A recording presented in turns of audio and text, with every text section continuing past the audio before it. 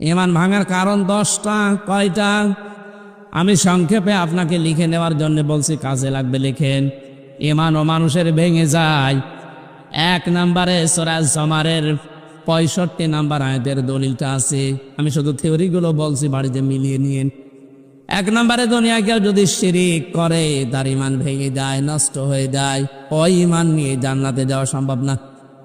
2 নম্বরে কেউ যদি কুফরি করে, কুফরি মানে কি? ঢেকে ফেলা। কুফরি মানে অস্বীকার করা, ঢাকনা দেওয়া, চেপে রাখা, গোপন করা।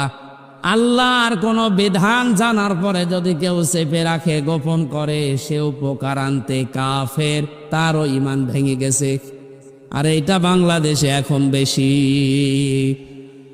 3 নম্বরে কেউ যদি নেফাকি করে, অনেকে আমরা জানি যে ওযু করলে ওযু ভেঙে যায় 7টা কারণে, নামাজ পড়লে নামাজ ভেঙে যায় 19টা কারণে। কথা বলেন না কেন?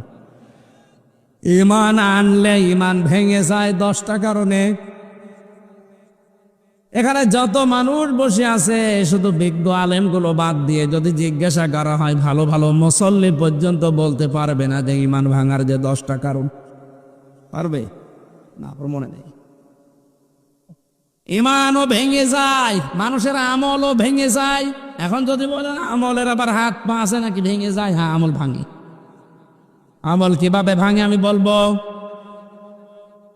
এই এলাকায় যদি কারো আমল এরকম থাকে, ভেঙে গেলে আমার কিছু করার নেই।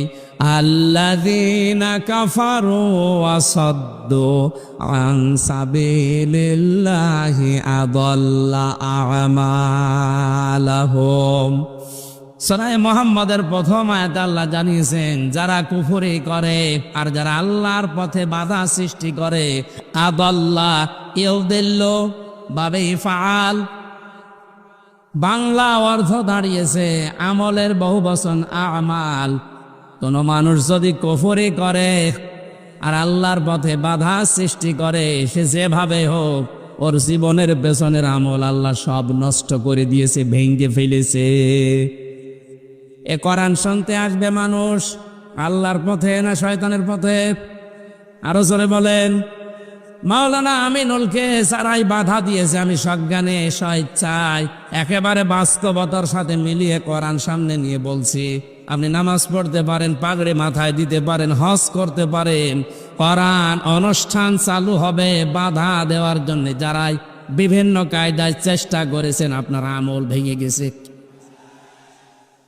কোন হুজুর নিয়ে আসবেন? এবার নিয়ে আসেন। যদি মনে করেন না বানিয়ে